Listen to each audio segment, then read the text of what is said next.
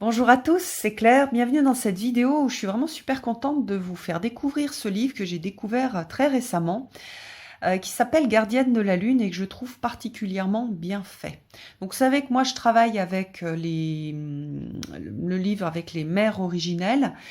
Et dans celui-ci, j'ai trouvé des choses un petit peu différentes.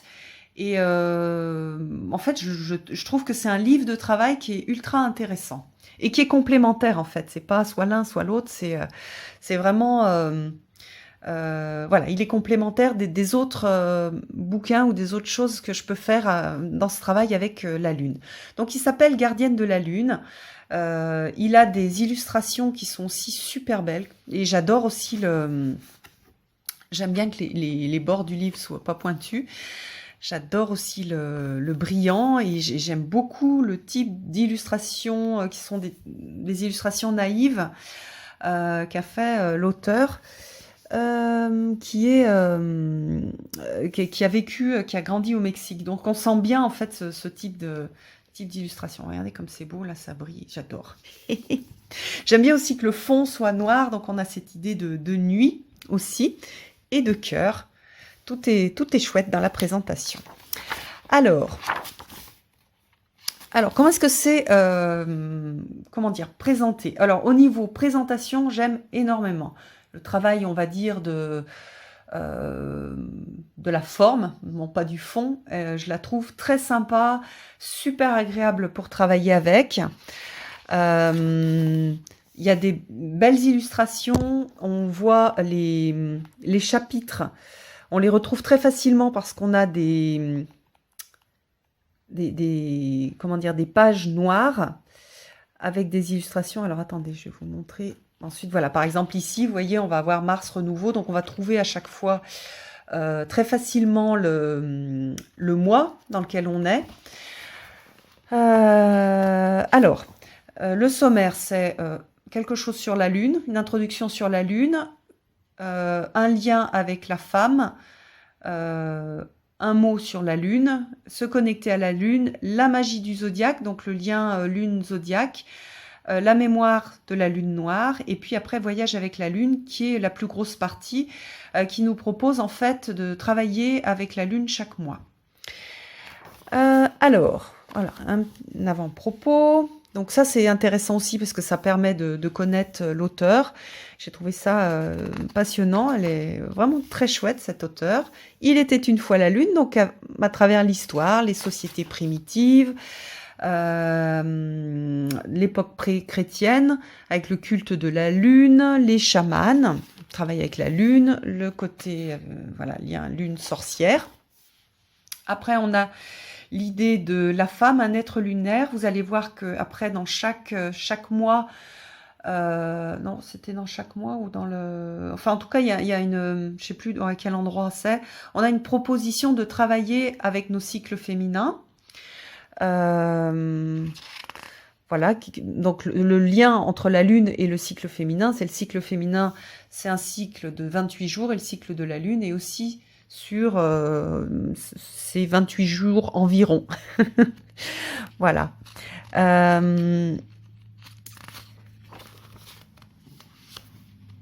Avec voilà, un lien avec les traditions amérindiennes. Ensuite, donc, les différentes phases du cycle, donc avec le travail qui est différent en fonction de la Lune. Donc là, à la nouvelle Lune, on a plutôt intériorité, au premier quartier, plutôt de la puissance. À la pleine Lune, on va rayonner. Et puis au dernier quartier, on va sur être de l'instinct, sur quelque chose d'intérieur. Elle parle aussi des femmes ménopausées. C'est pas parce que on est ménopausé qu'on va pas travailler avec la Lune. Au contraire, on garde en fait ce lien fort avec la Lune. Et c'est super intéressant le texte qu'elle a écrit justement sur les femmes ménopausées ou celles qui n'ont plus d'utérus. Voilà. Et puis cette idée de quand je travaille avec la Lune, je vais rentrer vraiment en lien avec la nature, puisque vous savez que la nature est liée bien sûr au Soleil, mais aussi il y a un lien, et il y a une influence des phases de la Lune sur la nature. Donc on a voilà, ce lien avec la nature. J'adore cette illustration, je la trouve ultra puissante et super belle. La lune dévoilée, donc après on a plus de détails. Donc la nouvelle lune, c'est du jour 1 à 7, premier quartier 8 à 14, etc. avec les différentes énergies. On a un petit dictionnaire. Qu'est-ce que ça veut dire lune montante et descendante? Qu'est-ce que ce sont que sont les nœuds lunaires? Quand on parle de périgée, qu'est-ce que ça signifie? Quand on parle d'apogée, qu'est-ce que ça signifie? La superlune, l'éclipse. Donc là, c'est pas du tout, enfin c'est pas de l'astrologie, c'est de l'astronomie. Donc on a comment dire, ces appellations en fonction de où se trouve la lune par rapport à la Terre. La lune noire, la lune blanche, la lune rousse, la lune rouge, la lune cendrée, la lune de sang. Des idées pour se connecter à la lune avec une idée de, voilà, on va avoir un petit carnet lunaire et on va noter des choses. On peut aussi avoir un calendrier de son cycle et voir comment est-ce qu'on se sent en fonction de son cycle. Donc vous voyez ici, alors là, qu'est-ce que c'est là? Oui, non, ça c'est plutôt lié à la lune, donc pleine lune, etc. Là, donc le calendrier avec les cycles féminins. On va noter les ressentis physiques, les émotions, les besoins, les intuitions. Et puis aussi l'anneau des rêves. Ça, j'ai trouvé intéressant de voir, en fonction de la lune, quel type de rêve on peut remarquer. Voilà, quel type de rêve j'ai et de quoi est-ce que ça parle. Donc vous verrez après, elle nous donne certaines pistes. Ensuite, on a la magie du zodiaque avec la lune et notre thème astral. Allez voir où était la lune quand nous sommes nés. Comment est-ce que la lune va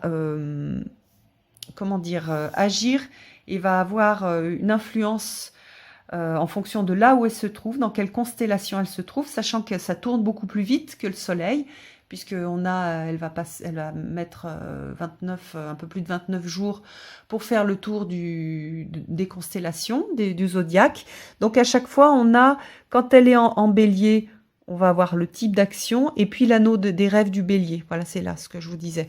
C'est-à-dire, quand la lune est en bélier, le type de rêve que l'on peut avoir, ça peut être des rêves qui vont nous apporter des prises de conscience. Voilà. Qu'est-ce qu'il y a ensuite? La lune noire, avec donc le travail avec la lune noire. Donc ça, c'est pareil, c'est à aller voir dans votre thème de naissance. Voilà, j'ai regardé. Pour l'instant, comment dire, quand on a des choses comme ça, faut jamais tout prendre pour argent comptant. Faut regarder en quoi ça résonne dans votre vie. Si ça vous parle pas, ça vous parle pas. Peu importe, gardez-le dans un coin de votre mémoire. On est dans un domaine de la magie, on n'est pas dans un domaine de la science. D'ailleurs, dans la science, il y a toujours le doute. Ça fait partie aussi de l'esprit scientifique, de garder le doute. Donc là, on a toujours aussi cette idée de doute, cette idée de est-ce que ça résonne en moi ou pas. Il faut toujours sortir de l'intégrisme et de la vérité avec un grand V quand on est dans ce travail-là, et toujours le ramener à est-ce que ça m'apporte quelque chose, est-ce que ça m'apporte une information sur moi, sur quelque chose que je peux avoir à travailler, et des clés aussi pour m'aider à travailler ces choses-là. Si ça me parle pas, je laisse de côté, peu importe. Par contre, il y a peut-être d'autres choses qui vont me parler, qui vont m'aider. Pour moi, c'est hyper important de le redire. On n'est pas dans des dogmes, justement, il faut sortir de ça. On est dans de la responsabilité personnelle et dans aller contacter sa sagesse intérieure. Toute l'astrologie, même le travail avec les cartes, le travail avec la compréhension du monde et du mystérieux, c'est quelque chose qui, chaque fois, doit être ramené au niveau de la sagesse intérieure, parce que la vérité avec un grand V, on n'a pas aujourd'hui la capacité de le connecter. Ce sont des images et des outils qu'on va avoir pour nous aider à connecter cette sagesse intérieure. Mais au niveau mental, voilà, il y a des choses qui peuvent être intéressantes, d'autres non, et on ne va jamais se forcer à rentrer dans un moule qu'on peut lire ou qu'on peut nous donner. Donc, quand j'ai commencé le travail sur la psychosophie et la théosophie, la personne qui donnait les cours disait toujours ne croyez rien, expérimentez tout. Et moi, vraiment, je trouve que c'est la base du travail avec le mystérieux. Ne croyez rien, expérimentez tout. Voilà. Allez voir à l'intérieur ce qui est juste pour vous. Donc, voyage avec la Lune. Donc, voilà, avec les différentes propositions pour chaque mois. Donc, on va avoir le travail en pleine Lune, le travail en nouvelle Lune, un décodage symbolique, les fêtes païennes, des plantes esprits, un archétype féminin et des rituels. Donc voilà ce qui va être proposé à chaque fois. Donc pour chaque mois, on va avoir tout ça qui va être présenté. Alors le jour, là on est au mois de juillet. Donc on va regarder juillet puisque c'est bien à propos. Donc voilà, on a juillet, l'ouverture du cœur. Donc je sais que pour juillet, je vais travailler l'ouverture du cœur. C'est vraiment bien présenté. Tout de suite, on voit le thème.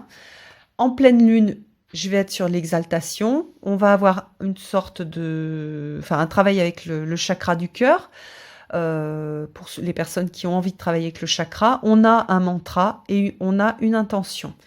On a un rituel qui est proposé aussi. Et puis ensuite on va avoir même chose pour la nouvelle lune de juillet. Donc parfois la nouvelle lune est avant ou elle est après. Donc moi je vais utiliser, je regarde le mois de juillet, où est la nouvelle lune, où est la pleine lune. Et puis je vais utiliser voilà, les indications qu'on voit dans ce livre-là. On a la lune sorcière, c'est la lune des orages, la lune d'orge. C'est super intéressant cette partie parce on se connecte un petit peu à nos ancêtres et aux traditions anciennes. On travaille avec une plante aussi, une proposition de travail avec une plante. Vous voyez, là qu'il est millefeuille. Donc, je vous invite à aller, si vous ne connaissez pas la plante, à aller voir sur Internet, voire même à acheter la plante sous forme sèche pour pouvoir vous faire des tisanes, par exemple. Et puis, on va travailler avec un archétype féminin. Et là, on va avoir des archétypes féminins qui sont issus de plein de traditions différentes. On n'est pas sur une tradition, on va dire, européenne, celte ou gauloise ou des peuples nordiques. On va avoir un petit peu de tout. Donc par exemple ici on est en Afrique. Donc voilà, on va avoir ce travail avec cette déesse. Vous pouvez faire ça, travailler avec cet archétype là. Vous pouvez voir un petit peu ce qu'elle porte en elle, la femme éclairée et sereine, et sortir par exemple si vous avez des jeux avec des déesses, sortir une déesse qui correspond, avec laquelle vous avez envie de travailler et qui correspond à cette énergie-là. Donc, par exemple, ici, on a l'idée de la femme éclairée et sereine, avec une proposition de travailler sur le corps en tant qu'espace, avec l'idée de travailler sur la connaissance de nous-mêmes, laissons-nous délasser, etc. Donc on est beaucoup sur le corps, l'écologie intérieure. Donc je peux choisir une autre déesse qui va me parler si j'ai un autre, si celle-ci je la connais pas, que j'ai pas forcément envie de travailler avec celle-ci, je regarde l'énergie qu'elle porte et je vais regarder dans mon jeu ou dans le livre sur les déesses que j'ai, quelle est la déesse qui va m'apporter cet ancrage par exemple, et c'est cette idée de travailler avec le corps. Donc voilà, on a ça pour toutes, avec des super jolies illustrations, je vous en montre quand même quelques-unes, pour tous les mois. Donc je trouve que c'est un livre de travail qui est super agréable à regarder, qui est inspirant, qui est simple, et qui est hyper bien présenté au niveau visuel. Donc elle a fait aussi une bibliographie, donc on voit qu'elle a été... inspirée aussi par des gens, par Miranda Gray, par Qu'est-ce que j'ai vu? Mircea Eliade sur le chamanisme, par Anne Moura qui travaille sur la magie verte, Vicky Noble sur la femme Shakti qui a fait aussi un tarot que j'aime beaucoup. Voilà, puis Clarissa Pinkola Estes, Jamie Sams. Donc déjà, moi, juste en regardant comment dire, la bibliographie, je sais que c'est quelqu'un qui a un peu les mêmes références que moi, la même façon de se connecter au mystérieux, donc forcément, ça allait me plaire. En plus, elle a une écriture qui est très simple à lire, elle n'est pas complexe, elle est ancrée, elle est spirituelle tout en étant très facile d'accès. Et puis, la présentation et les illustrations sont vraiment très, très, très sympas, hyper intéressantes. J'aurais bien aimé que le livre s'ouvre complètement pour pouvoir, par exemple, profiter de celle-ci d'illustration. On pourrait presque faire d'ailleurs un jeu d'accompagnement pour travailler avec ce livre-là. Et il y aurait tout à fait matière à faire quelque chose d'intéressant. Donc voilà, je suis hyper contente de vous avoir présenté ce travail. Merci aux auteurs, hein, Stéphanie Lafranc et Vico, parce que vous avez vraiment fait toutes les deux quelque chose voilà, d'incarné, de beau, d'utile. C'est un vrai outil de travail avec tout plein de qualités. Voilà, de beauté, d'intelligence, de simplicité aussi. Pour moi, c'est important la simplicité parce que ça permet de donner une accessibilité du travail à tout le monde. Et puis aussi, quand on fait ce travail avec la Lune, on a envie de quelque chose aussi de simple et de directement accessible. Donc voilà, j'espère que cette review vous aura plu. Et puis, je vous donne rendez-vous pour une prochaine vidéo. À bientôt!